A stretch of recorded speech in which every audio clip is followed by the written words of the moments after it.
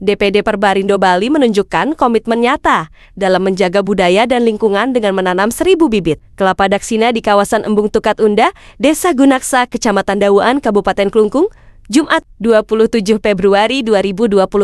Kegiatan yang diprakarsai DPD Perbarindo Bali ini mendapat dukungan langsung dari Gubernur Bali Wayan Koster didampingi Bupati Klungkung Madi Satriah, Kepala Otoritas Jasa Keuangan OJK Provinsi Bali, yang diwakili Deputi Direktur Pengawasan Lembaga Jasa Keuangan 1 Kantor OJK Provinsi Bali, YB Handaru Purnasakti, Kepala Dinas Pertanian dan Ketahanan Pangan Provinsi Bali, Iwayan Sunada, Kepala Balai Wilayah Sungai BWS, Bali Penida, Gunawan Suntoro, Kepala Dinas PUPR Kabupaten Klungkung, Imade Jati Laksana, Kepala Dinas LHP Kabupaten Klungkung, serta sejumlah pimpinan BPR, BPR SC Bali. Gubernur Bali Wayan Koster mengapresiasi langkah Perbarindo Bali yang dinilai selaras dengan visi pembangunan daerah. Menurutnya, kelapa daksina merupakan kebutuhan pokok dalam pelaksanaan upacara pada hari-hari penting di Bali. Tingginya kebutuhan saat Hari Raya Galungan, Kuningan, Purnama, Tilem, Pagerwesi, Saraswati hingga Pancayatnya kerap memicu lonjakan harga. Gubernur Koster menegaskan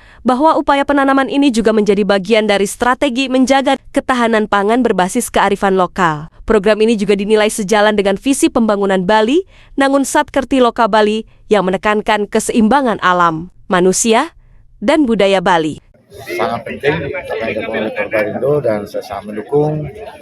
Terima kasih kepada Perbarindo atas inisiatif yang baik ini.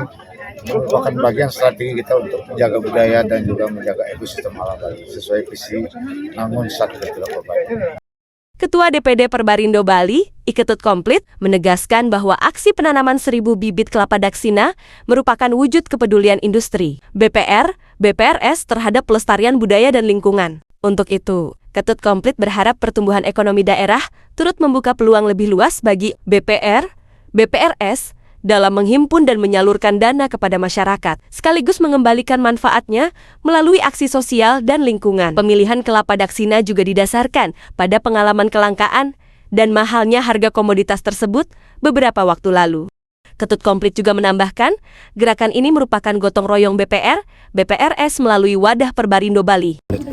Hari ini merupakan aksi nyata BPR-BPRS yang ada di Bali terhadap budaya dan lingkungan melalui gerakan penanaman 1.000 bibit pohon kelapa daksina tipe gerah gencah. Tujuannya adalah bagaimana kita bisa melestarikan budaya dan lingkungan sebagai pilar dalam pengembangan pariwisata yang di Bali, karena memang Bali kan punya keunikan di situ. Maka dengan pariwisata bertumbuh, kita harapkan ekonomi Bali semakin meningkat. Yang hari ini kan pertumbuhannya di atas industri ekonomi nasional.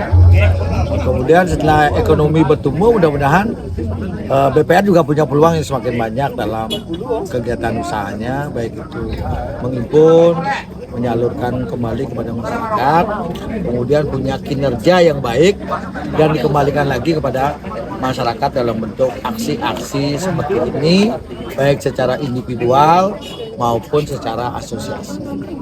Deputi Direktur Pengawasan Lembaga Jasa Keuangan 1 Kantor OJK Provinsi Bali, YB Handaru Purnasakti, turut mengapresiasi langkah Perbarindo Bali yang tidak hanya berfokus pada sektor finansial.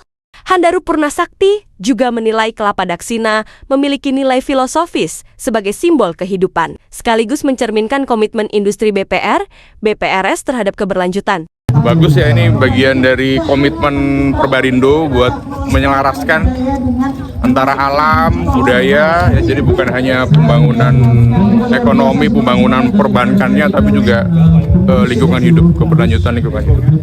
Melalui penanaman 1.000 bibit kelapa daksina di Embung Tukat Unda Klungkung, Perbarindo Bali berharap pohon-pohon tersebut dapat tumbuh dan berbuah dalam 2-3 tahun mendatang, sehingga memberi manfaat nyata bagi masyarakat adat, pura, dan kebutuhan upacara di Bali.